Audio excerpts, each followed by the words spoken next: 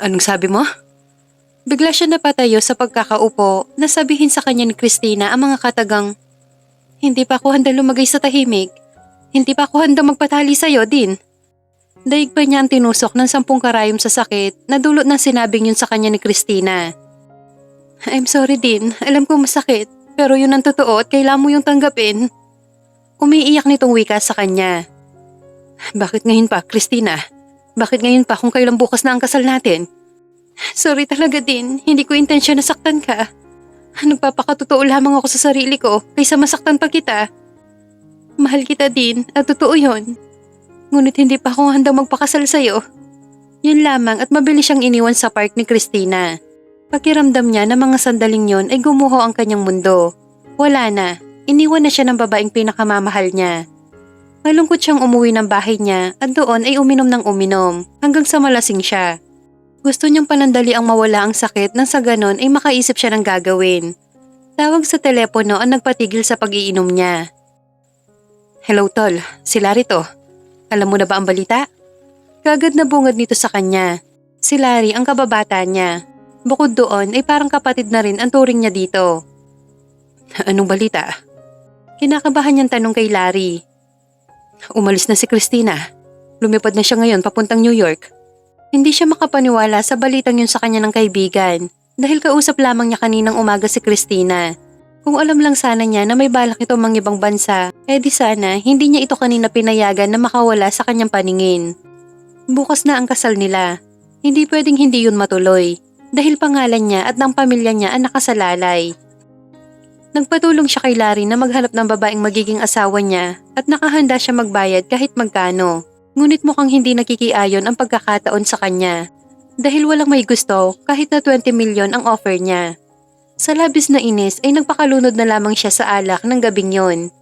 Hindi niya alam kung paanong lulutasin ang malaking problemang kinakaharap. Naalimpungatan pa si Dean nang makarinig ng mga yabag ng paa. Kahit nahihilo sa sobrang kalasingan ay pinilit niyang tumayo. Kinuha ni Dean ang kanyang baril sa drawer at maingat na bumaba ng kwarto niya. Pagkababa ng sala ay naaninag ni Dean ang isang bulto ng katawan. Nakasuot ito ng jacket ng itim, may takip ang mukha nito. "Huwag kang kikilos, kundi babarilin kita." Wika niya sa taong magnanakaw na nakatalikod sa kanya. Dahan-dahan itong humarap sa kanya. Sa gulat niya ay mabilis siya nitong sinungaban at nagkipag-agawan ng baril. Ngunit kahit lasing siya ay malakas pa rin siya rito. Dali-dali niyang hinawakan ang dalawa nitong kamay bago marahas na tinanggal ang suot nitong mask. Nagulat pa siya na makitang babae ito. "Ang lakas ng loob mong looban ako, kababae mong tao?" Bulyaw niya sa babae na ngayon ay namumutla na ang muka. "Pasensya na sir, kailangan ko lang talaga ng pera, kaya no choice ako kundi ang manloob ng bahay. Pakiusap sir, wag mo akong ipapakulong, lahat gagawin ko, wag mo lang akong ipakulong." Pakiusap nito sa kanya. Saglit siya natahimik bago pinagmasdan ang kabuuan ng babae. Matangkad ito at maganda. "Sige, hindi kita ipapakulong, pero sa isang kondisyon." "Ano po yon?" "Marry me." Nakita niya ang pagkagulat ng babae habang nakaawang ang mga labi nito. "Inaalok mo ko ng kasal?" Turo ni Megan sa kanyang sarili. "Yes. Wala kang choice kundi ang pumayag. Dahil kung hindi, ay ipapakulong kita." Hindi niya ito sa tinatakot, ngunit yun ang totoo dahil lakyat bahay ito at balak siya nitong pagnakawan. Mabuti na lamang at nagising siya dahil kung hindi ay baka nalimas na nito ang mga gamit at pera niya. "Pasensya na sir, pero hindi ko kayo pwedeng pakasalan. Nandito ako para magnakaw, hindi para magpakasal sa inyo." "Okay, choice mo yan. Ikaw din, sayang ang 20 milyon. Kapag nampasayo yon ay hindi mo na kailangan magnakaw pa. Bagkus magbubuhay reyna ka pa. At higit sa lahat, hindi ka na makukulong sa malamig na selda. Mas gugustuhin ko pa makulong kaysa magpakasal sa lalaking hindi ko naman kilala. Higit sa lahat, hindi ko naman mahal." Bigla siya napahalakhak sa tinura ng babae. "Oo nga naman, may point ka, miss. Pero 20 milyon ang tinatanggihan mo. Masyadong malaking halaga yon. Kahit ako, ayoko magpakasal sa babaeng hindi ko mahal. Pero wala na akong mapagpipilian pa.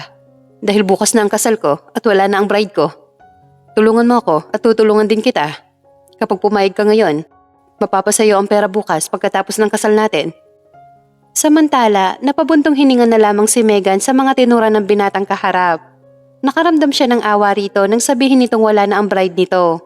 Sa bagay, Naisip niya kapag pumayag siya sa gusto nito ay magkakapera siya. At hindi lang yon, hindi pa siya makukulong. Sige, pumapayag na ako sa gusto mo. Wika niya sa binata. Napansin kaagad niya ang pagsilay ng ngiti sa mga labi nito. Salamat, miss. By the way, I'm Dean. And you are? Megan po. Maiksi niyang tugon sa binata. Niyaya siya nito sa isang kwarto. Sinabi nitong doon na siya magpalipas ng umaga. Pumayag na lamang si Megan dahil mukha namang mabait ang binata. At hindi naman siguro ito gagawa ng isang bagay na ikapapahamak niya. Tunog ng cellphone niya ang nagpagising sa masarap niyang tulog. Nang tignan niya kung sino ang tumatawag ay ang kaibigan pala niyang si Daisy. Hello Daisy? Uy bruha, nasan ka na? Bakit hindi ka umuwi kagabi? Alam mo ba na nag-aalala kami lahat sa'yo? Pasensya na Daisy. Huwag ka mag-alala, mamaya uuwi na ako. May pera na tayo. Masaya niyang balita sa kaibigan. Narinig pa niya ang pagtili nito sa kabilang linya. Talaga Megan? Naku, buti na lamang at swerte ang lakad mo. Ano, marami ka ba nakuhang pera at mga alahas? Oo, marami. Pero mamaya na tayong mag-usap, okay? May kailangan muna akong gawin bago ko makuha ang pera. Ha? Di ko gets. Akala ko ba hawak mo na ang pera? Naguguluhan nitong tanong sa kanya. Wala na akong oras para ipaliwanag sa'yo. Mamaya na lang pag uwi ko, okay? Pagkababa niya ng tawag ni Daisy ay nagpasya siyang tumayo at pumasok ng banyo. Nakaharap siya ngayon sa malaking salamin. Pinagmamasdan ang kanyang sarili. Ilang araw na niyang pinagpaplanuhan na pasukin ang bahay ng lalaki. Kagabi lamang natuloy sa pag-aakala niyang walang tao, ngunit mali pala siya. Sa ilang araw niyang pagmamatsyag sa labas ng bahay nito, ay alam niya mag-isa lamang itong nakatira sa malaking bahay at palagi pa itong umaalis. Malaki ang bahay nito. Hindi may pagkakailang mayaman ang binata, kaya naman ang bahay nito ang napili niyang pasukin. Kailangan kasi niya ng pera. Pampiyansa sa kuya niyang nakulong at pantubos na rin ng kanilang lupa at bahay. Alam niyang mali ang magnakaw, ngunit wala na siyang mapagpipilian. Ayaw naman niyang matulog silang mag-anak sa kalsada at tuluyang makulong ang kawawa niyang kuya sa kasalanan na hindi naman ito ginawa. Nang matapos siya maghilamos ay lumabas na siya ng kwarto. Nakasabay pa niya sa pagbaba ng hagdanan si Dean. Mukhang kakagising lamang nito. Magulo ang buhok at nakapantulog pa ang suot ng binata. Niyaya siya nito sa kusina. Nagtungo ito ng ref at kumuha ng lulutuin. Magluluto lang ako ng almusal natin. Saglit lang to. Wika nito sa kanya. Naghila na lamang siya ng upuan at pinanood dito habang nagluluto. Bakit kaya siya iniwan ng bride niya? Anong klaseng tao kaya ang binatang to? Masarap kaya siya magmahal? Naipilig na lamang niya ang kanyang ulo sa mga isiping tumatakbo sa kanyang isipan. Alas 11 ang kasal natin at sa Tagaytay yun gaganapin. Wika nito dahilan para mapatingin siya sa binata. Pwede ba magtanong? Sige, ano yan? Sabi mo kagabi, wala na ang bride mo. Anong kinamatay niya? Nakita niya ang pagdilim ng mukha nito sa kanya. Hindi porke niyaya kitang pakasalan ako, pwede ka na magtanong sa buhay ko. Seryoso nitong sagot sa kanya habang madilim pa rin ang mukha. Bigla ang paggapang ng takot sa dibdib ni Megan dahil hindi naman niya lubusang kilala ang binata. Paano na lang kung masama pala itong tao at gawan siya nito ng masama? Kumain ka na, pagkatapos maligo ka na para maayusan ka. Maya-maya lamang nandito na ang beautician na mag-aayos sa'yo. Tumango na lamang siya kay Dean bilang pagsang-ayon. Dahil gutom na gutom siya at kagabi pa siya walang kain kaya kaagad niya nilantakan ang mga pagkaing hinanda nito. Wala na siyang pakialam kung patay gutom man ang tingin nito sa kanya. Ang mahalaga, makakakain siya ng marami dahil gutom na gutom talaga siya. Naiiling na lamang si Dean habang pinagmamasdan ang dalagang maganang kumakain. Daig pa nito ang 1 linggo na hindi pinakain. Sumubo lamang siya ng kaonte at iniwanan na sa kusina si Megan. Nagtungo siya ng sala at tinawagan ng kaibigan para sabihin dito na may nahanap na siyang bride. Talaga tol? Sino? Saan mo siya nahanap? Dito sa bahay. Siya mismo ang pumunta sa akin. Oh, talaga? Maganda ba? Hindi masyado. Pero pwede na, kaysa naman wala akong maiharap na bride, di ba? Pero Din, hindi mo ba naisip na magtataka ang mga bisita? Ang mga magulang mo, kung bakit nag-iba ang pakakasalan mo? Actually, naisip ko din naman yan. Saka ko na lamang sa kanila ipapaliwanag pagkatapos ng kasal. Ang mahalaga, may raos ang kasal na to. Sa bagay, pero anong balak mo sa babae pagkatapos ng wedding? Tinatanong pa ba yan? Siyempre, magsasama kami bilang mag-asawa. Dahil mag-asawa naman kami. Isa pa, bayad ko na siya. So ano pang dahilan niya para mag-inarte, di ba? Samantala, lingid sa kaalaman ni Dean ay nakikinig pala si Megan sa usapan nila ng kaibigan niya. Sorry ka na lang, Mr. Dean, dahil pagkatapos ng kasal na to, aalis na ako. Wala akong balak na maging asawa mo for life, no? Hindi ko pinangarap na magpatali sa isang relasyon na walang kasamang pagmamahal. Kaya lang naman ako pumayag na magpakasal sa'yo. Dahil ayoko makulong at para makuha ang perang ibabayad mo. Bulong ni Megan sa kanyang sarili habang nakatingin kay Dean na may kausap pa rin sa telepono.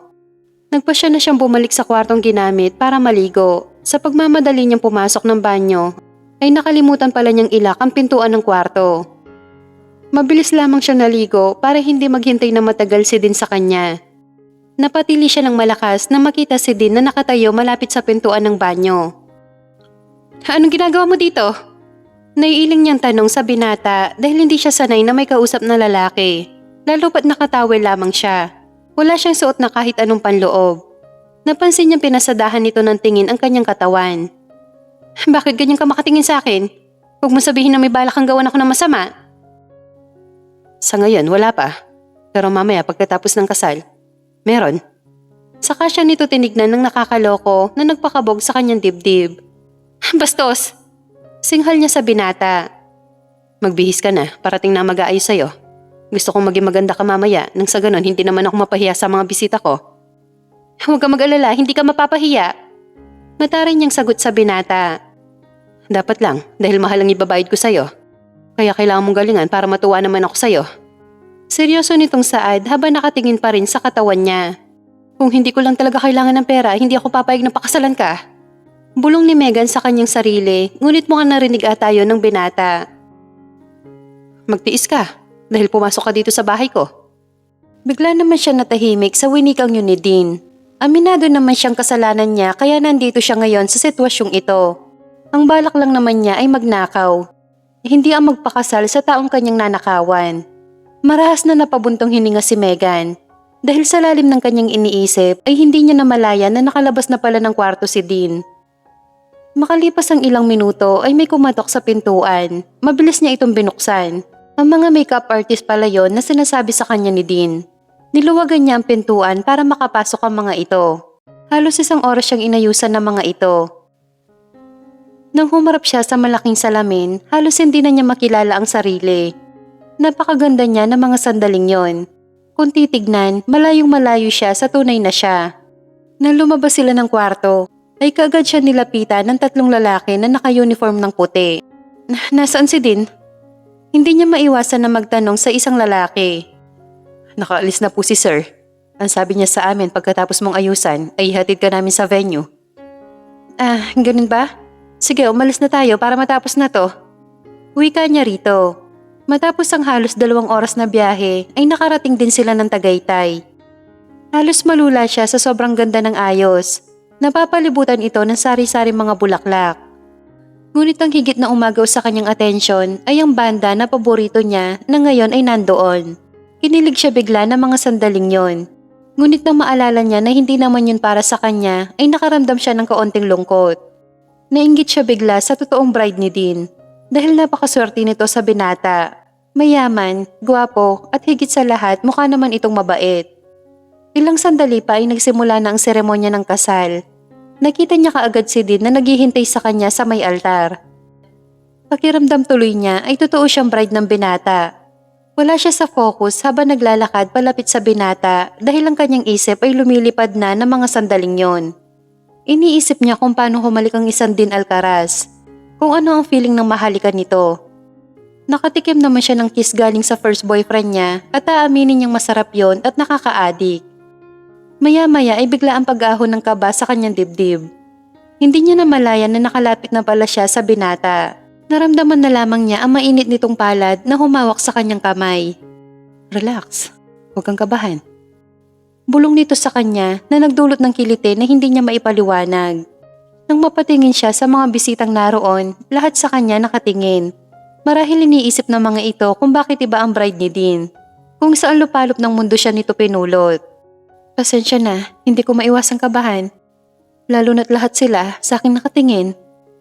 Huwag mo silang pansinin. Marahil naiinggit lamang sila sa akin dahil napakaganda ng bride ko. Kinilig siya bigla sa sinabing yun ng binata. Pakiramdam niya, siya ang pinakamagandang babae sa lahat ng naroon. Elementary pa lamang siya ay madalas na siyang kunin na muse sa kanilang school. At ng high school ay nanalo siya bilang queen sa kanilang campus. Ang sabi nga ng mga tao sa kanila ay pwede siya maging Miss Universe dahil maganda siya at matangkad. Napukaw ang kanyang pag-iisip nang pisilin ni Dean ang kanyang kamay na nagdulot ng kakaibang init na hindi niya maipaliwanag. Magkahawak kamay silang nagtungo ng altar. Wala siyang naintindihan sa sinasabi ng pare. Basta na lamang siya sumagot ng I do. Ilang sandali pa humarap sa kanya si Dean at titig na titig sa mukha niya. Diyos ko, hahalikan na ba niya ako? Anang kanyang isip. Ilang sandali pa ay naramdaman na lamang niya ang paglapat ng mga labi nito sa mga labi niya. Akala niya simpleng kiss lamang yon. Ngunit nagulat siya nang muli siyang halikan ni Dean. Ngunit sa pagkakataong yon, mas maalab at mas mapusok. Matagal ang halik na yon bago nito pinakawalan ang mga labi niya. Sa susunod kapag hahalikan kita, huwag kang parang tuod na walang pakiramdam. Madilim ang mukha nitong wika sa kanya. Napanganga na lamang siya sa narinig mula kay Dean. Anong gusto nito? Magtatatalon siya sa tuwa dahil linalikan siya nito ng 2 beses? Naiinis niya itong tinitigan. Bumuntong hininga muna si Megan bago sinagot si Dean. Tapos na ang kasal, baka naman pwede ko na makuha ang pera ko. Walang paligoy-ligoy niyang sabi rito. Nasa kwarto ang pera mo. Maigsi nitong tugon sa kanya bago siya nito hinila sa mga bisita. Ngunit pinigilan niya ito. Saan mo ko dadalhin? Ipapakilala kita sa mga business partners ko. Pwede ba magbanyo muna ako saglit? Sige.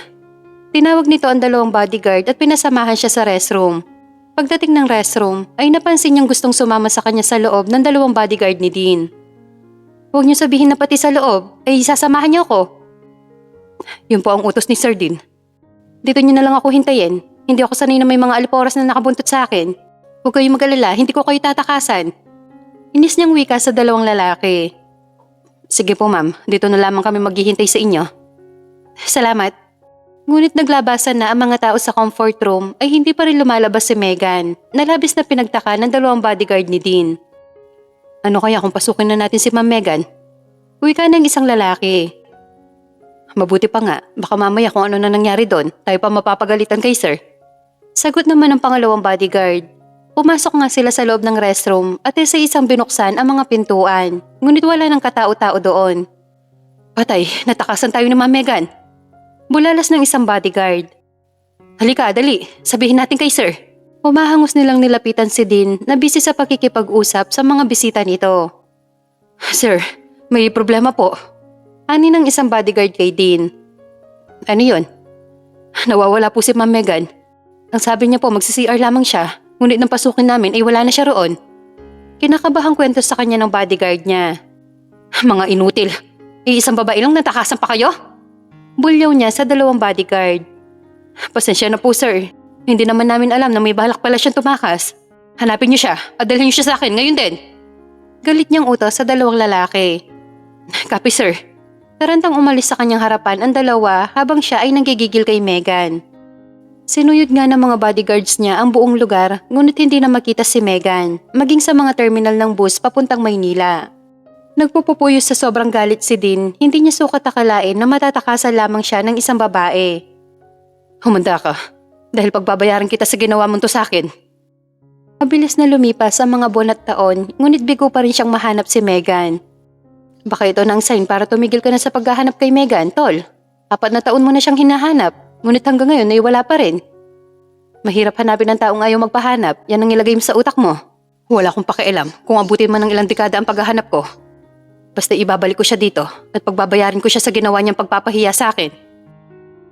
Samantala, ilang kumpanya na ang pinag-applyan ni Megan, ngunit bigo pa rin siya na matanggap sa trabaho. Kailangan na niya ng trabaho dahil kung hindi ay magugutom siya at matutulog sa kalye. Napiyansahan nga niya ang kuya niya at natubos ang kanilang lupa't bahay. Ngunit nakarma ata siya sa ginawa niya kay Dean. Dahil makalipas lamang ang 1 buwan ay nilooban sila ng mga armadong kalalakihan. Natangay ang perang galing kay Dean. Hindi pa nakontento ang mga ito dahil sinunog pa ang bahay nila. Walang natirang gamit sa kanila kundi puro abo na lamang. Upang makapagsimula at magkaroon ng pera, ay binenta ng kuya niya ang lupang kinaririktan ng kanilang bahay at umuwi sila ng Bicol. Sa Bicol sila nanirahan hanggang sa nag-asawa ang kuya niya at si Daisy. Akala niya ay ayos lang sa mga ito na nandoon siya. Ngunit walang araw na hindi siya pinaparinggan ng masasakit na salita ni Daisy. Sinusumbong niya ito sa kuya niya, ngunit kinakampihan nito ang asawa kaysa sa kanya na kapatid nito na labis niyang dinamdam. Magkababata sila, sabay sila lumaki ni Daisy. Hindi niya akalain na magbabago ito sa kanya at ituturing siya nitong ibang tao. Masakit yon para sa kanya, ngunit may hangganan ang kanyang pagtitiis. Kaya nagpasya siyang iwan ang mga ito at lumuwas ng Maynila para maghanap ng trabaho. Ngunit patuloy pa rin ang kamalasan sa buhay niya. Dahil walang may gustong tumanggap sa kanya. Ang kinakabahala niya ay paubos na ang baon niyang pera. Pag nagkataon, baka sakali na siya matulog. Nang gabing yon ay ginabi na siya sa pag-uwi sa kakahanap ng trabaho. Habang naglalakad si Megan ay naramdaman niyang may mga sumusunod sa kanya na labis na nagpakaba sa kanya lalo't gabing-gabi na. Binilisan niya ang paglalakad nang hindi siya makatiis ay kumari pa siya ng takbo. Ngunit may mga kamay na bigla na lamang tumakip sa bibig niya at ilang sandali pa ay nawalan na siya ng malay. Nagising siya sa sinag ng araw na tumatama sa kanyang muka. Mabilis siyang bumangon at ginala ang mga mata sa buong kwarto. Pilit niyang inaalala ang nangyari. Nang mapagtanto niyang kinidnap siya ay nakaramdam siya ng takot para sa kanyang sarili. Sinong kumidnap sa akin? Anong kailangan nila? Hindi niya maiwasan na itanong sa kanyang sarili ang mga katagang yon nang biglang bumukas ang pintuan. Mabilis siyang tumakbo at nagtago sa gilid ng pintuan. Hinintay niya makapasok ang taong yon, ngunit halos manlaki ang kanyang mga mata nang makilala ito. Ikaw? Gulat niyang tanong sa binata. Yes, it's me. Do you miss me? Anong ibig sabihin nito? Bakit mo ako pinakidnap? Galit niyang tanong kay Dean, ngunit nginisihan lamang siya nito at baliwalang naupo sa kama. Long time no see, my dear wife. Ilang taon nga ba tayong hindi nagkita? Medyo matagal-tagal din. Saan ka ba nagsusuot? Bakit hindi kita mahanap-hanap? O sadyang magaling ka lang talaga magtago? Excuse me, hindi ako nagtatago at saka walang dahilan para magtago ako. Inis niyang wika kay Dean. Then, kung gano'n naman pala, bakit hindi kita mahanap-hanap? Anong dala mong magic para hindi kita makita? Aba, ewan ko sa'yo. Teka nga muna, bakit mo ba ako hinahanap ha? Ano bang kailangan mo sa akin? Hindi na niya napigilan pa ang pagtaasan nito ng kilay. Dahil kung umakto ito ay feeling aping-api. Pwede ba, Megan? Tigilan mo ako sa drama mong yan. Dahil wala na akong tiwala sa'yo. Simula ngayon, hindi ka nalalabas ng bahay na hindi mo ako kasama. At huwag mong tatangkain na takasan ulit ako dahil hindi mo magugustuhan ang pwede kong gawin sa'yo. Hoy, wala kang karapatan na ikulong ako dito dahil wala naman akong kasalanan sa'yo ah. Kung tutuusin nga, ikaw itong may utang na loob sa akin dahil kung hindi kita sinalba sa kahihiyan ng araw ng kasal mo, ay baka pinag-uusapan ka na ng buong mundo. Shut up. Wala kang karapatan na pagsalitaan ako ng ganyan dahil hindi mo ako kilala. Hindi tayo close. Ikaw may kasalanan sa akin dahil iniwan mo ako sa ere. Pinagmukha mo akong tanga, Megan. Natahimik naman bigla si Megan sa mga katagal na rinig mula kay Dean. Oo, aaminin niya na may kasalanan siya sa binata. Dahil basta na lamang siyang umalis nang walang paalam dito. Dapat, hinintay niyang matapos ang kasal. Dapat, maayos siya nagpasalamat dito at nagpaalam. Pero anong ginawa niya? Basta na lamang siyang tumakas. Wala man lang pasabi kahit thank you rito. Kaya naiintindihan niya kung magagalit man ito sa kanya. See? Natahimik ka dahil alam kong mali ka. Sorry na kung basta na lamang kitang tinakasan. Sige, ganito na lang para makabawi ako sa'yo. Pagsisilbihan kita ng 1 linggo. Libre lahat. Utusan mo ako ng kahit ano. Promise, hindi ako magrereklamo. Susundin ko lahat ng gusto mo. Pero 1 linggo lang ha? Siguro naman okay na yon, di ba? Hindi. Paggalit nitong sagot sa kanya. Eh anong gusto mo, 1 buwan? Huwag naman, masyadong matagal na yon. Saka naghahanap ako ng trabaho, kailangan ko kasi ng pera eh. Sa gulat niya ay bigla na lamang siya nitong tinignan ng masama, bagay na pinagtaka niya. Bakit ganyan ka makatingin sa akin? Parang kakainin mo ako ng buhay ah. Inis niyang wika kay Dean. So, kaya pala lumabas ka na ng lungga mo? Dahil ubos na ang 20 million ko? Tell me Megan, anong ginawa mo sa pera? Bakit naubos? Tanong nito habang madilim ang mukha nakatingin sa kanya. Mahabang kwento, pero huwag mo nang alamin. So ano, deal na ba tayo sa 1 linggo na pagpapaalila ko sa'yo? Umiling ito sa kanya saka naglakad palapit sa kinaroroonan niya. Kamuntikan pa siyang mapatili nang hawakan nito ang isa niyang kamay at lagyan ng posas. Nang hindi pa ito makontento, ay pati ang kamay niya ay nilagyan na rin ito ng posas. Kaya ang ending, pareho silang nakaposas na dalawa. Anong trip to? Asik niya kay Dean. Hindi ito trip, Megan. Naninigurado lang ako na hindi mo na ulit ako matatakasan. Baliw ka ba, ha? Paano ako maliligo? Magbabanyo kung magkadikit tayong dalawa. Alam nga naman isama kita kahit sa pag-ihi ko. Why not? Sagot nito habang nakangisi na labis niyang kinainis. Bastos! Gigil na wika ni Megan. Paano ako naging bastos? May ginawa na ba ako sa'yo? Ewan ko sa'yo, humanap ka ng kausap mo. Naiinis siyang umupo ng kama habang nakatayo si Dean. Hindi niya matanggap na nakapose siya ngayon at kasama pa ang isang lalaking hindi naman niya kilala. Malalim siya na pabuntong hininga. Hindi niya alam kung paano pa makaalis at makawala kay Dean. Huwag mo nang tangkain pang tumakas, Megan. Dahil alam mong malabong mangyari yon sa sitwasyon natin ngayon. Kaya kung ako sa'yo, magpapakabait na lamang ako at susunod sa mga gusto ko. Ano bang gusto mo? Sabihin mo na sa akin at gagawin ko para matapos na ang lahat ng to. Ayoko ng ganito na para akong nakakulong na walang kalayaan. Ang gusto ko lang naman ay mamuhay ng tahimik kasama ng mga mahal ko sa buhay. At kasama ako doon, Megan, dahil pamilya mo na rin ako. Paano kita naging pamilya, ha? Hindi nga kita kilala ng lubusan. Tanging pangalan mo lang ang alam ko, maliban doon, wala na. Then, panahon na para magpakilala ako sa'yo at kilalanin mo ko bilang asawa mo. Napatayo siya bigla sa tinura ni Dean. Anong pinagsasabi nitong asawa niya? Nasisiraan na ba ito ng ulo para sabihin ng bagay na yon? Patawa ka, no? Anong asawang pinagsasabi mo, ha? Hindi niya napigilan ang pagtaasan nito ng kilay habang nakatingin sa gwapo nitong muka. Kung titignan mabuti ay mukhang seryoso naman ito. Wala sa loob niyang sinalat ang noo kung may sakit ba o nagdidiliryo lamang. Ngunit normal naman ang init nito. Kamuntikan pa siyang mapatili nang hawakan nito ang kamay niya at bigla na lamang siya nitong hapitin. Dahilan para magkadikit ang mga katawan nila. Amoy na amoy niya ang mabango nitong amoy na lalaking lalaki at kay sarap singhutin. Hindi niya magawang tignan ang mukha nito dahil sa sobrang lapit nila. Kaya pinili na lamang niyang yumuko. Panahon na para gampanan mo ang tungkulin mo sa akin bilang asawa ko. Bulong nito sa kanya. Anong asawa mo at anong tungkulin ko? Naguguluhan niyang tanong kay Dean. Legal ang kasal natin, Megan. Sa mata ng Diyos at sa mata ng tao, may mag-asawa tayong dalawa at ang mag-asawa ay may tungkulin sa isa't isa. Anong sinasabi mo legal ang kasal natin? Paano nangyari yon, ha? Simple lang. Pangalan mo ang nakalagay sa marriage contract natin. Tipid nitong sagot sa kanya. Seryoso ka? Bakit alam mo ba ang buong pangalan ko? Kung ilang kami magkakapatid? Kung buhay pa ba ang mga Nahinto ang iba pa niyang sasabihin nang takpan ng daliri nito ang bibig niya. Lahat-lahat sa'yo, alam ko, pati ang paborito mong pagkain, maging ang love life mo. At syempre, alam ko din na virgin ka pa. Bigla siya napatingin kay Dean. Nginitian lamang siya nito nang nakakaloko. Paano mo nalaman ang bagay na yan? Ano ba magagawa ng pera? Lahat kaya niyang gawin. Kaya nga sa halip na proxy ka lang, ay ginawa ko legal ang marriage natin. Kung ganun, totoong asawa kita? Exactly, my dear. At may obligasyon ka sa akin na hindi mo pa nagagawa. Ano naman yon? Yung honeymoon natin. Bigla niya itong naitulak. Honeymoon? Yes, my dear.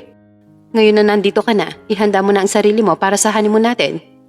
4 na taon mo din akong pinaghintay, so kailangan mo bumawi sa akin. Kailangan matuwa ako sa'yo at mabigyan mo kaagad ako ng anak. Bigla ang pag-ahon ng kaba sa kanyang dibdib. Iisipin pa lamang niya na magsisex sila ni Dean ay naninindig na ang mga balahibo niya. Paano pa kaya kung totoo mangyari yon? Ano na lang ang mangyayari sa kanya? Baka mahimatay siya o baka mamamatay pa. Diyos ko, sana panaginip lang to. Kung sakaling panaginip man to, please Lord, gisingin mo na ako. Dahil hindi ako natutuwa. Taimtim niyang pagdarasal, ngunit bigla na lamang may humalik sa mga labi niya. Nang idilat niya ang kanyang mga mata, ay mukha ni Dean ang kanyang nasilayan. Pakiramdam niya na mga sandaling yon ay nasa langit na siya sa sobrang sarap ng halik na pinagkakalob sa kanya ni Dean. Pangalawang beses na siyang nahalikan, ngunit hindi niya akalain na ganun pala kasarap humalik si Dean. Nung una siyang hinalikan nito, hindi niya yun masyadong naramdaman, ngayon pa lang. Yung parang lumilipad siya sa alapaap. Yung feeling na para siyang nasa langit at higit sa lahat, nakakawala sa katinuan. Matagal ang halik na yon bago pa kawalan ng binata ang mga labi niya. Nakangiti siya nitong tinignan. Hindi niya alam kung anong klaseng tingin yon, basta isa lang ang alam niya. Mas lalong gumagwapo sa paningin niya si Dean. Wala pa rin nagbago sa'yo, kahit 4 na taon na ang nakakalipas. Anong wala pa rin nagbago sa akin? Ano sinasabi mo, ha? Naiinis niyang sagot sa binata. Ewan niya, bigla siya nabitin sa halik nito. Nang una kitang halikan, ay para kang tuod ng time na yon. Hindi ko inaasahan na hanggang ngayon ay tuod ka pa rin. Nakangisi nitong wika sa kanya. Sa inis niya ay hinampas niya sa balikat si Dean. Hindi ako tuod, no? Dahil tao ako. Alam ko, tao ka nga. Isang babaeng maganda at masarap maging asawa. Bigla ata siyang kinilig sa sinabi nito na masarap siyang maging asawa. Halika na sa baba, kumain na tayo. Nagugutom na ako. Yaya nito sa kanya. Dahil pareho silang nakaposas, kaya halos magkadikit na ang mga katawan nila sa hagdanan. Biglang kumalamang sikmuran niya nang makita ang maraming pagkain na nakahain sa hapagkainan. Magkatabi silang naupo. Dahil sa kanilang sitwasyon, kaya pareho silang hirap na hirap sumubo. May pagkakataon na naghihilaan at naguunahan pa sila sa pagsubo. Kaya ang ending sobrang kalat, daig pa ang dinaanan ng bagyo. Hey, bakit ka nakasimangot? Untag nito sa kanya nang manahimik siya kakatapos lamang nilang kumain. Paano hindi ako sisimangot hindi ako nabusog sa kinain natin? Bakit? Paano ako mabubusog nakaposas tayong dalawa? Sa tingin mo ba may enjoy ko ang pagkain ko? Hindi niya maiwasan na tarayan ito. Kaya ka nakasimangot at naiinis dahil hindi ka nabusog? Tama ba ako? Tumpak, kaya maganda mong gawin, tanggalin mo na ang pesteng poses na to. Yeah, right. Mabuti pa nga. Kahit ako man ay nahihirapan na din. Pagsang-ayon nito sa sinabi niya. Bumalik sila sa kwartong tinulugan niya dahil naroon ang susi ng posas. Ngunit sa kasamaang palad ay hindi makita ni Dean ang susi. Saan mo pa kasi nilagay? Nayayamot niyang tanong sa binata. Dito ko lang yun nilagay. Ewan ko ba kung bakit nawala. Sagot nito sa kanya.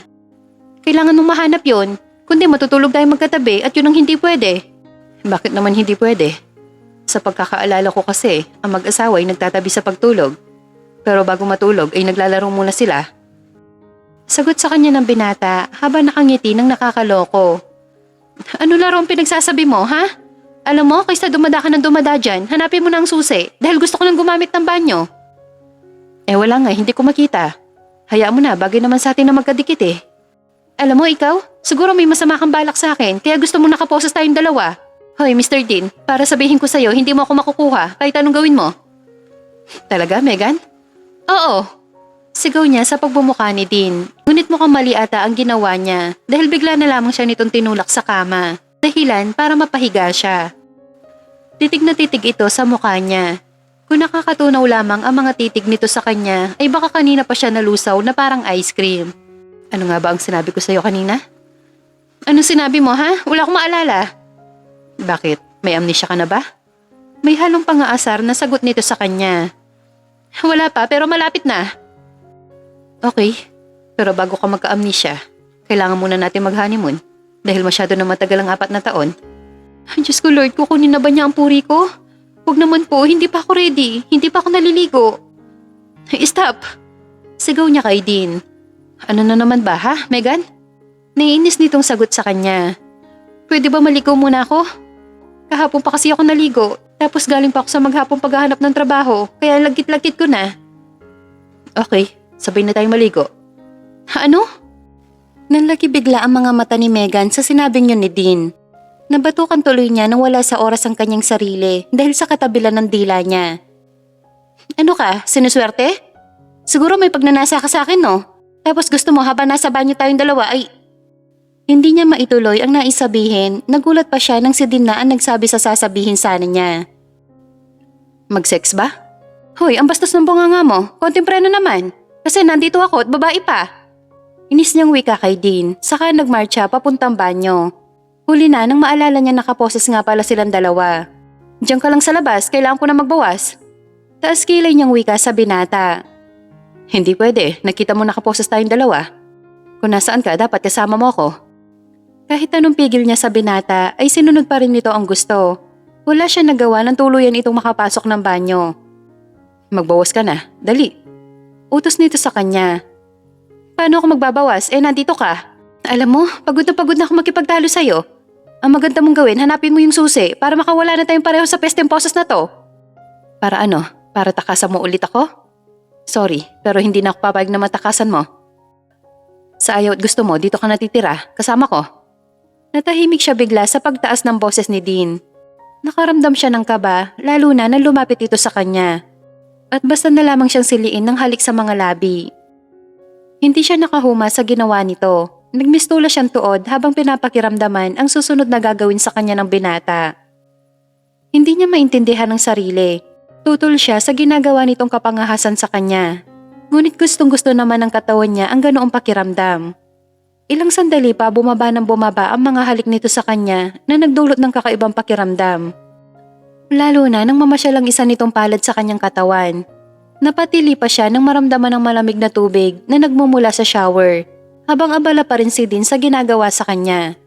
Ang sabi ng isip niya ay mali, ngunit iba naman ang sinasabi ng kanyang katawan. Dahil nakakabaliw ang ligayang pinaparamdam sa kanya ngayon ng binata. Aminin man niya sa hindi ay nag-e-enjoy siya at nasisiyahan. Alam niya sa kanyang sarili na may nais pa siyang maabot. Tanging si Dean lamang ang nakakaalam kung ano yon. Ilang sandali pa ang lumipas ay naramdaman na lamang niya ang paghubad nito sa mga saplot niya. Tanging pang ibaba na lamang ang natira. Nakaramdam siya ng hiya ng mga sandaling yon dahil makikita ng binata ang kanyang kahubaran. Mabilis niya niyakap ang kanyang sarili, ngunit tinanggal yun ni Dean. Wala siyang nagawa kundi ang sundin ang gusto nito at ilang sandali pa ay naramdaman niyang binuhat siya nito. Naglakad ang binata palabas ng banyo habang buhat-buhat siya nito. Maingat siya nitong inihiga sa malambot na kama. Nanlaki pa ang mga mata niya na mapagtantong hindi na sila nakaposas na dalawa. Teka, paano nangyari na hindi na tayo nakaposas? Nagtataka niyang tanong kay Dean. Hindi siya nito sinagot, bagkus nakakalokong ngiti ang nakita niyang sumilay sa gwapo nitong muka. Ready ka na ba sa honeymoon natin? Bulong nito sa tenga niya. May magagawa pa ba ako? Nilamutak mo na ako. Inis niya sagot sa lalaki. It's okay, my dear. Ako lang naman ang lalamutak sa'yo. Ewan ko sa'yo. Manyak ka talaga. Wala na nga siya nagawa nang kunin ng binata ang kanyang pagkababae. Masakit na may kasamang sarap. At hindi niya maitatangging kaligayahan ang hatid dun sa kanya. Simula ng gabing may nangyari sa kanilang dalawa ni Dean, ay tinanggap na lamang niya sa kanyang sarili na asawa na niya ito. Naging masaya ang pagsasama nila sa nakalipas na 7 buwan. At masasabi niyang maswerte siya kay Dean dahil napakabait nitong asawa. Samantala, pagkatapos ng paninirahan ng 4 na taon sa ibang bansa, ay muling nagbalik ng bansa ang dalagang si Christina. Pagkarating niya ng airport, ay kaagad siya nagpasundo. Nagpahatid siya ng opisina ni Dean. Excited na siyang makita ang binata at mayakap. Pasakay na sana ng kotse si Dean nang may marinig siyang boses babae na tumatawag sa kanya. Nagpalingalinga siya. Hanggang sa makita niya ang isang familiar na babae. Halos tumigil ang mundo niya, lalo na nang tuluyang itong makalapit sa kanya at yakapin siya nito ng kahigpit. Matagal itong yumakap sa kanya bago kumalas at nakangiti ito nagsalita. Kamusta ka na din? Nakangiting tanong sa kanya ni Christina. Sa halip na sagutin niya ang tanong ng dating girlfriend ay nanatili lamang siyang nakatingin rito. Alam ko malaki ang kasalanan ko sa'yo, pero pinagsisisihan ko na yon. At nandito ulit ako para ipagpatuloy ang ating pagmamahalan. Sa pagkakataong ito din ay handang-handa na akong magpakasal sa'yo at bumuo ng isang masayang pamilya. Mahaba nitong wika. Siguro kung malaya lang siya ay sobrang saya na niya dahil bumalik na si Christina. Ngunit hindi na ngayon dahil may asawa na siya. Mabait si Megan at unti-unti na rin niya itong natututunang mahalin. Alam niyang magiging mabuti itong ina sa mga anak nila. Ayaw niya itong masaktan dahil lamang nagbalik na si Christina. 4 na taon niyang hinanap si Megan at hindi niya sasayangin ang pagkakataong kasama na niya ito. Walang sino man ang pwede makapaghiwalay sa kanilang dalawa kahit si Christina pa na dati niyang minahal. It's too late, Christina. May asawa na ako. Masaya ako sa piling ni Megan. Maikli niyang tugon kay Christina. Nakita niya ang mga luhang pumatak sa mga mata nito. Nakaramdam siya ng awa sa dating nobya. Bakit hindi mo ko hinintay din? Alam mo ba, ang tagal-tagal ko nang gustong bumalik dito. Para makasama ka, ngunit hindi ko magawa dahil na-aksidente ako. 3 taon ako na-comatose. Ang akala nga nila mami ay hindi na ako magigising. Pero mabait ang Diyos dahil hindi niya ako hinayaan na mamatay. Na magkamalay ako, wala akong ibang gustong gawin kundi ang bumalik dito para makasama ka. Ngunit kailangan ko pa maghintay ng ilang buwan bago tuluyang makauwi dito. Tapos malalaman ko ngayon na masaya ka na? Na may asawa ka na? Paano naman ako din? Wala na ba akong halaga sa'yo? Hindi mo na ba akong mahal? Hindi niya alam pero bigla siya nakaramdam ng awa para kay Christina. Lalo na nang sabihin nitong 3 taon nitong comatose. Nakaramdam siya ng guilt para sa sarili. Dahil kung alam lang niya, edi sana naalagaan niya si Christina. Edi sana ito ang pinagtuunan niya ng pansin sa halip na si Megan. Ngunit wala na, tapos na dahil nangyari na. Nayakap na lamang niya ang umiiyak na si Christina. Matagal bago ito tumahan. Inalalayan niyang makasakay ng kotse niya at dinala sa park sa paborito nilang lugar. Doon ito kwento ang lahat sa kanya kung paano ito naksidente. Kung paano ito makipaglaban para mabuhay at mabalikan siya. Pakiramdam niya na mga sandaling yon ay bumalik ang lahat ng pagmamahal niya kay Christina. Mahal pa rin kita din at hindi ko kakayanin na tuluyang ka mawala sa akin. Ikaw ang dahilan kung bakit gusto ko pang mabuhay. Mahal kita din, mahal na mahal kita. At alam ko mahal mo pa rin ako, di ba? Oo, Christina. Mahal pa rin kita. Kahit sabihin kong hindi na kita mahal, pero dito sa kaibuturan ng pagkatao ko, nandito ka. Nagtatago ka dito sa puso ko. Mahigpit siyang niyakap ni Christina na kaagad naman niyang sinuklian ng mahigpit na yakap din. Samantala, nagtataka si Megan dahil alas 8 na ng gabi ay wala pa rin si Dean. Tinatawagan niya ang cellphone nito ngunit ring lamang ng ring. Nang tumawag naman siya sa opisina nito, ang sabi ng sekretarya niya ay umalis na ito. Ngayon lamang nangyari na hindi ito umuwi ng maaga at hindi nag-update sa kanya kung nasaan ito at kung sino ang kasama niya. Lumamig na ang kanilang dinner ngunit wala pa rin si Dean. Labis na siya nag-aalala para sa asawa dahil palalim ng palalim ang gabi. Nagpasya siyang iligpit na lamang ang mga pagkain. Iinitin na lamang niya kapag dumating na ang asawa. Habang abala siya sa pagliligpit, narinig niya ang kotse nito na dumating. Nagmamadali niyang sinalubong ang lalaki at kaagad na ginawaran ng halik sa pisngi. Bakit ngayon ka lang? Anong oras na? Alam mo bang labis ako nag-aalala sa'yo? Saan ka ba galing, ha? Sunod-sunod niyang tanong sa lalaki. Sorry, may dumating kasi akong kakilala at napasarap ang pag-uusap namin kaya hindi ko na malayan ng oras. Hinging pa umanihin sa kanya ni Dean. Okay lang, pero sino yon? Si Christina. Tipid nitong sagot sa kanya. Christina? Sambit niya sa sinabi nitong pangalan. Inapuhap niya sa kanyang isipan kung saan ba niya narinig ang pangalang yon. Natigilan siya bigla nang maalala kung sino si Christina. Siya ba yung dati mong nobya? Oo. Anong sabi niya sa'yo? Anong napag-usapan niyong dalawa? Kinakabahan niyang tanong kay Dean.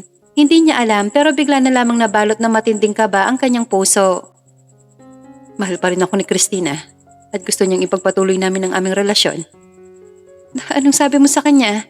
Sinabi mo ba na may asawa ka na? Na masaya ka na sa piling ko? Sorry Megan, ngunit mahal ko pa rin si Christina. At si Christina pa rin ang gusto kong maging asawa at ina ng mga anak ko. Walang paligoy-ligoy nitong saad sa kanya. Daig pa niya ang sinaksak ng paulit-ulit sa sobrang sakit na marinig mula kay Dean ang mga katagang yon. Pinilit niyang pakalmahin ang kanyang sarili at pinigilang umiyak sa harapan ng lalaki. Paano ako Dean? Paano kami ng anak mo? Buntis ka? Gulat nitong tanong sa kanya. Oo, 1 buwan na akong buntis. Magkakababy na tayong dalawa. Magiging 1 buong pamilya na tayo. Di ba itong gusto mo? Dati yon, nang hindi pa bumabalik si Christina. Pero hindi na ngayon, Megan. I'm sorry, ngunit hindi na tayo pwede maging 1 buong pamilya. Anong ibig mong sabihin, Dean? Kinakabahan niyang tanong sa lalaki. Gusto kong ipaano lang kasal natin sa lalong madaling panahon. Ano? Hindi ako papayag dahil ako ang asawa mo. Ako ang higit na may karapatan sa'yo at magiging daddy ka na. Kaya dapat maging 1 buong pamilya tayo. I'm sorry, Megan. Ngunit buo na ang desisyon ko at yun ang masusunod. Sorry din, ngunit hindi ako pabor sa gusto mo. Hindi ako makikipaghiwalay sa'yo. Dito lang ako, kami ng anak mo. Matigas niyang wika sa asawa. Patakbo niyang tinalikuran si Dean. Ayaw niyang ipakita dito na umiiyak siya. Na nasasaktan siya sa biglaan nitong desisyon. Gusto niyang ipakita sa lalaki na matapang siya Nakaya niyang panindigan ang sinabi niya kahit na ang totoo ay hindi niya alam kung kaya ba talaga niya. Alam niyang wala siyang laban kay Christina, pero para sa anak niya nakahanda siyang ilaban ng patayan si Dean. Kahit ang kapalit nito ay ang masaktan siya. Simula ng gabing yon ay sinimulan niyang mas lalong mapalapit kay Dean.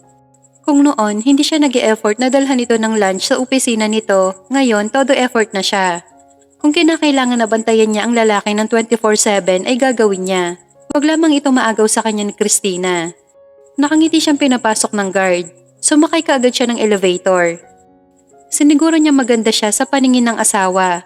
Nang sa ganon, hindi na ito maakit sa dati nitong nobya. Pagkalabas niya ng elevator, kaagad niya nakita ang opisina ni Dean. Bukas yon at may naririnig siyang mga taong nag-uusap sa loob. Dali-dali siyang pumasok. Ganoon na lamang ang pagkagulat niya na makita si Dean na may kasamang babae. Nakakandong ang babae kay Dean habang naglalambing ito sa asawa niya. Huminga muna siya ng malalim, nilakasan niya ang loob. Ubod ng lapad siyang ngumiti sa mga ito at naglakad palapit sa dalawa. Nang tuluyang siya makalapit kila Dean, ay sinadya niyang itulak ang babae at siya ang naupo sa kandungan ng asawa. Oops, sorry. Nasaktan ka ba? Bakit kasi nakaupo ka sa kandungan ng asawa ko? Yan tuloy, nalaglag ka. Nakangiti niyang wika sa babae na alam niyang walang iba kundi si Christina. Hindi ako nalaglag dahil tinulak mo ako.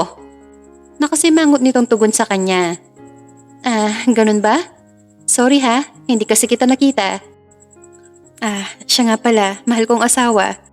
Dinalhan kita ng lunch mo. Ako ang nagluto niyan. Masarap yan kasing sarap ko. Sinadya niyang diinan ang bawat katagang binibitawan niya para inisin at inggitin si Christina. Nang hindi pa siya makontento, ay pangahas niyang inangkin ang mga labi ni Dean. Wala siyang pakialam kung nandoon man si Christina. Yun nga ang gusto niya para ma-realize nito na may asawang tao na si Dean. Naramdaman niya ang pagtugon ng asawa. Kaya naman kaagad niyang pinalupot ang dalawang braso dito habang ang isa naman nitong kamay ay sinasadya niyang ilagay sa dibdib niya. Napasinghap siya nang maramdaman ang mainit na palad ni Dean na nagdulot ng pagkabuhay ng init ng kanyang katawan. Nasa kalaliman na sila ng paghahalikan nang marinig nila ang malakas na pagtikim ni Christina. Dahilan para mapahinto sila sa ginagawa. Nakangiti niyang pinalingan ng tingin si Christina. Sorry. Nakalimutan ko, may ibang tao pala dito sa opisina ng asawa ko. Mabuti na lang at tumikim ka. Dahil kung hindi, baka mas malala pa ang makita mo. Anyway, ganito talaga kami kasweet ng asawa ko. Kahit saan, basta gusto naming mag-sex, ay ginagawa namin. Alam mo ba sa bahay namin, lahat ng sulok doon, may bakas namin ni Dean. Pero alam mo kung saan ang pinaka-favorite namin? Sa banyo, tapos bubuhatin niya ako papuntang Megan, tama na.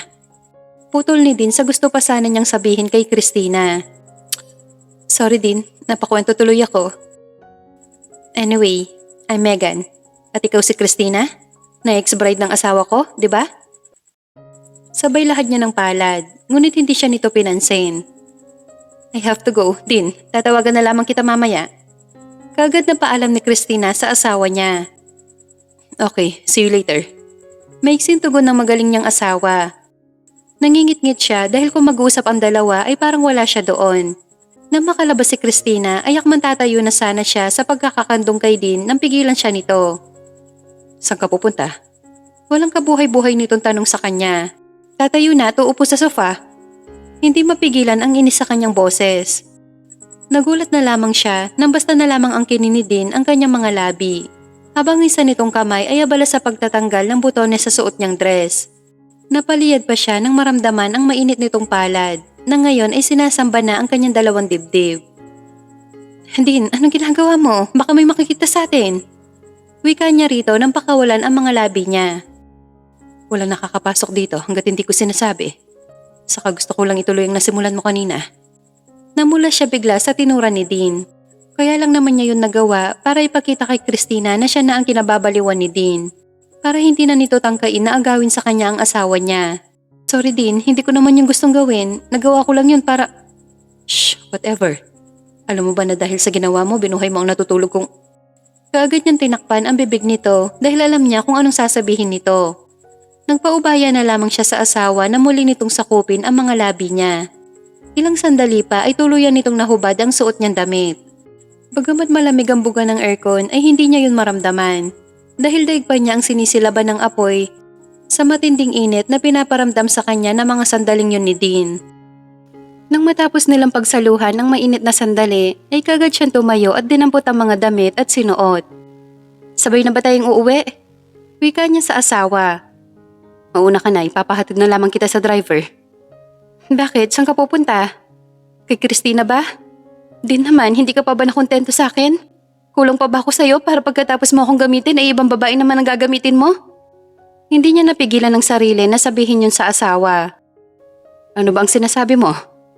Yung usapan niyo kanina ni Christina, ang akala mo ba'y nakalimutan ko na yon dahil sa nangyari sa atin? Huwag mo na siyang puntahan pa, please. Kung gusto mong gamitin ang katawan ko, nakahanda akong magpagamit sa'yo. Huwag mo lang akong ipagpalit kay Christina dahil masasaktan ako. Bakit mo ginagawa to, Megan? Dahil mahal kita din at hindi ako papayag na maagaw ka sa akin ni Christina. Kung kinakailangan ko lumuhod sa harapan mo, gagawin ko. Huwag mo lang akong iwan. Umiiyak niyang wika sa lalaki. Samantala, hindi naman makapaniwala si Dean sa narinig mula kay Megan na mahal siya nito. Oo, aaminin niya may pagtingin na rin siya sa babae. Ngunit nang bumalik si Christina ay doon niya napatunayan na mahal pa rin niya ang dating nobya. Hindi niya kayang muling mawala ulit ito sa kanya. Nang dahil sa pagdating ni Christina ay nagulo ang tahimik nilang buhay ni Megan. Nasasaktan siya ngayon sa nakikitang paghihirap ng kalooban nito. I'm sorry, ngunit hindi kita mahal. Yun na lamang ang nasabi niya para hindi na ito umasa sa kanya. Kahit na ang totoo ay may halaga na ang babae sa kanyang puso. Hindi totoo yan din. Alam ko mahal mo rin ako, nararamdaman ko yun sa'yo. Please, kami na lang ng anak mo ang piliin mo, huwag na si Christina. Di ba na kaya naman niyang mabuhay kahit wala ka? Eh ako, kami ng anak mo. Hindi namin kayang mabuhay na wala ka sa tabi namin. Kami na lang ng anak natin ang piliin mo. Pagsusumamo niya sa lalaki. Pasensya na. Ngunit buo na ang desisyon ko. Huwag ka mag-alala, ako pa rin ang bahala sa inyo ng anak natin. Yung bahay, sa'yo na yon. Lilipat na lamang ako sa penthouse ko para masanay ka nang hindi ako kasama. Nang sa ganun, mabilis mo na akong makalimutan. Pagkasabi niya ng mga katagang yon ay nauna na siya lumabas ng opisina. Habang si Megan ay nanatili pa rin doon at iyak ng iyak. Gustuhin man niyang aluin at yakapin si Megan, ngunit pinigilan niya ang kanyang sarili. Baka umasa na naman ito na pwede maging sila habang buhay. Kaagad niyang pinuntahan si Christina sa hotel kung saan ito nag-check-in. Ang akala ko hindi mo na ako pupuntahan dito. Kaagad na sabi nito pagkapasok nila ng room nito. Pasensya na, may inayos lang ako. Sinabi mo na ba sa asawa mo na kailangan niyo na maghiwalay? Tanong sa kanya ni Christina. Oo, at labis ko siya nasaktan. Nakonsensya ako. Marahas siya na pabuntong hininga. Naalala niya ang itsura kanina ni Megan habang nakikiusap sa kanya. Ayos lang yon, ganun talaga sa umpisa. Masakit.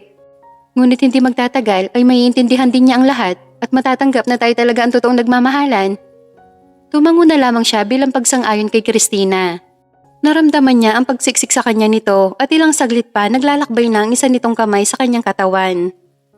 Alam ko, miss mo na ako din at alam kong ako lang ang makakagawa nito sa'yo.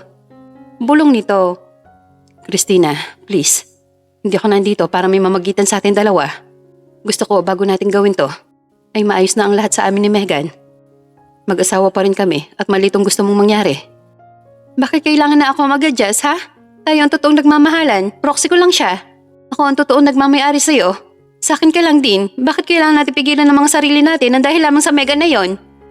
Galit na wika sa kanya ni Christina. Dahil yun ang tama. Sa mata ng Diyos at sa mata ng tao, si Megan pa rin ang asawa ko. Okay, fine, whatever.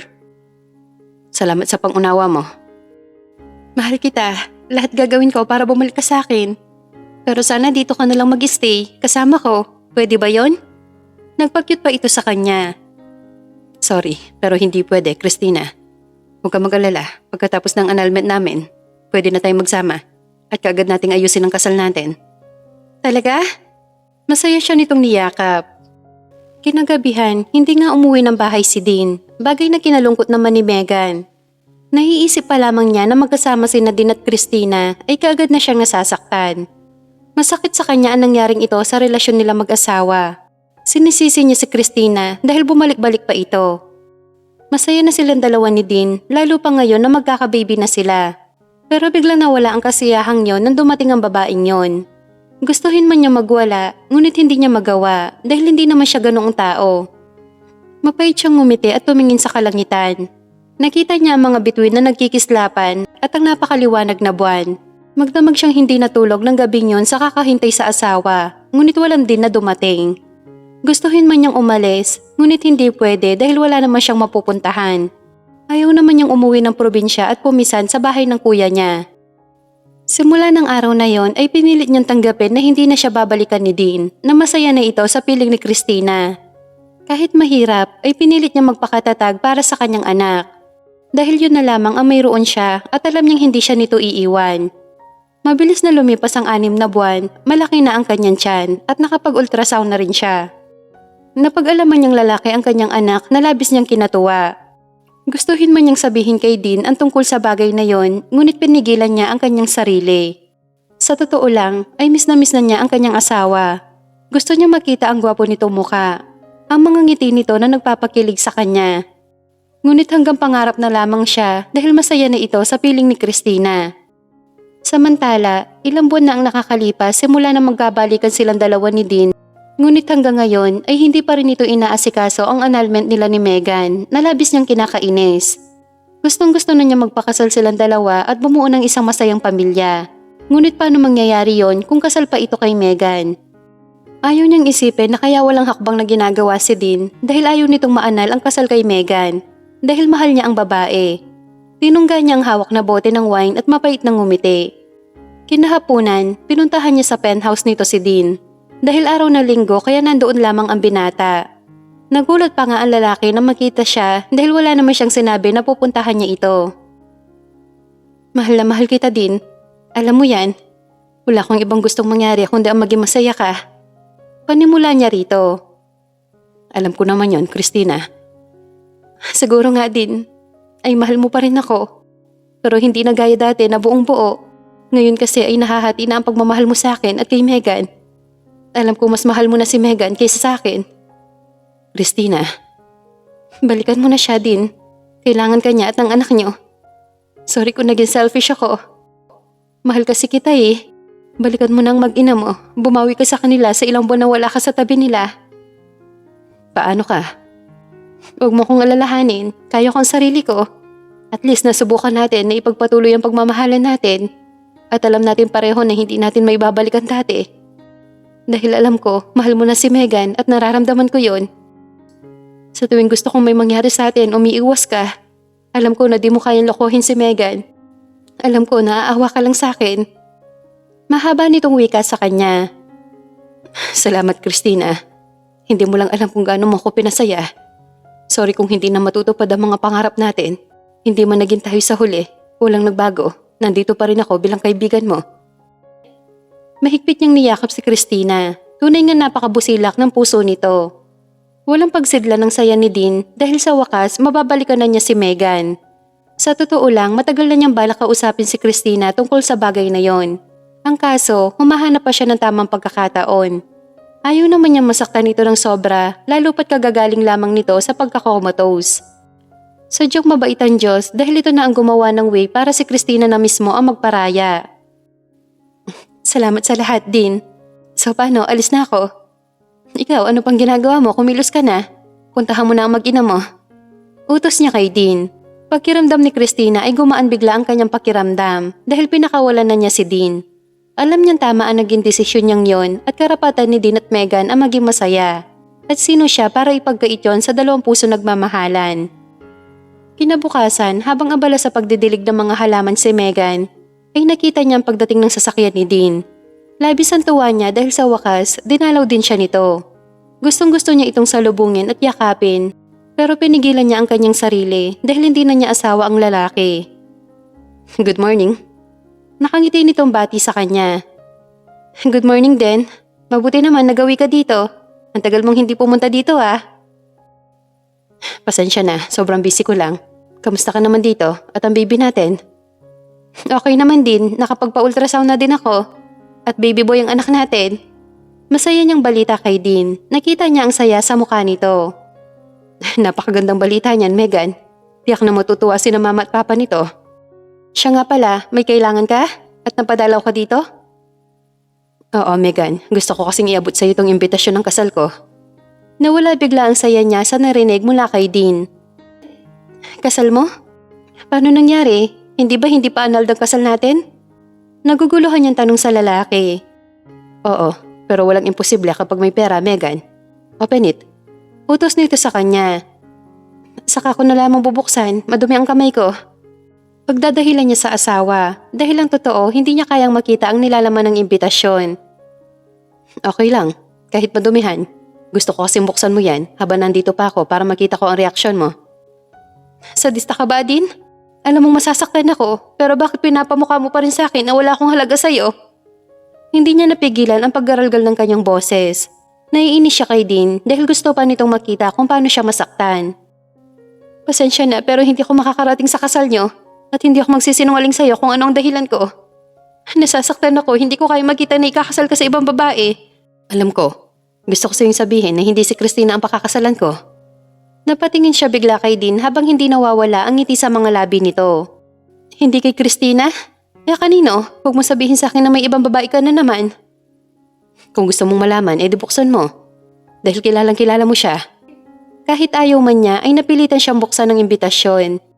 Napakurap-kurap pa siya na makita ang pangalan niya roon na nakalagay. Megan Dominguez Alcaraz. Will you marry me again? Tanong sa kanya ni Dean sabay luhod sa kanyang harapan. Ano to, panaginip lang ba? O totoo nangyayari? Hindi niya maiwasan na isang tinig yon habang nakapikit ang mga mata. Hindi to panaginip, Megan. Dahil totoong nasa harapan mo ko. Sorry kung iniwan kita, kayo ng anak natin. Dahil akala ko mahal ko pa si Christina. Akala ko kaya pa namin ipagpatuloy ang pagmamahalan namin. Ngunit hindi, Megan. Ikaw na ang mahal ko. Kahit anong gawin kong pagpilit sa sarili ko na si Christina ang mahal ko, ikaw pa rin talaga ang nilalaman nitong puso ko. Ayos lang yun, ang mahalaga nandito ka na. Kasama na kita.